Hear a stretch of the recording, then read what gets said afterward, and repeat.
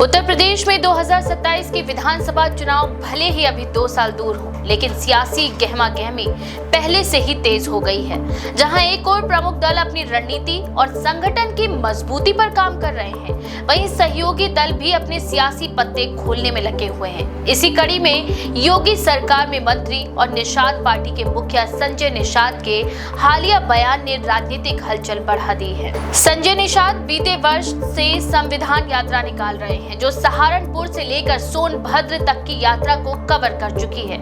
इस यात्रा के दौरान वह लगातार ये दावा कर रहे हैं कि उत्तर प्रदेश की 200 विधानसभा सीटों पर निषाद समाज का प्रभाव है और उनकी पार्टी इन सीटों पर चुनाव लड़ने की क्षमता रखती है। जालौन में दिए एक बयान में उन्होंने स्पष्ट किया था कि उनकी पार्टी इन सीटों पर अपने सिंबल पर चुनाव लड़ना चाहती है।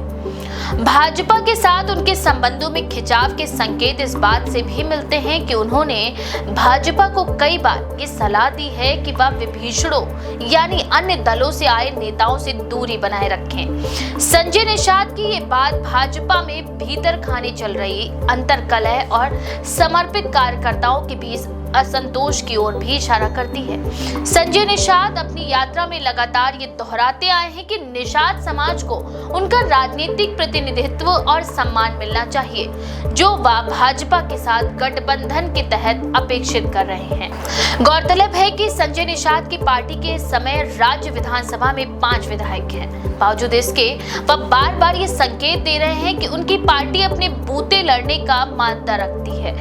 उन्होंने ये भी कहा कि बीजेपी के साथ सीटों को लेकर बातचीत जारी है, लेकिन वर्ष 2024 के लोकसभा चुनाव में सीटों के बंटवारे को लेकर उन्हें निराशा हाथ लगी थी। वहीं विश्लेषकों की माने तो 200 सीटों का दावा सिर्फ एक चुनावी आकांक्षा नहीं, बल्कि भाजपा पर दबाव बनाने की रणनीति का हिस्सा है। ये एक सियासी संकेत है कि संजय निषाद भविष्य में गठबंधन में बराबरी की हैसियत चाहते हैं। उनके इस दबाव का असर कितना होता है, ये आने वाले महीनों में तय होगा।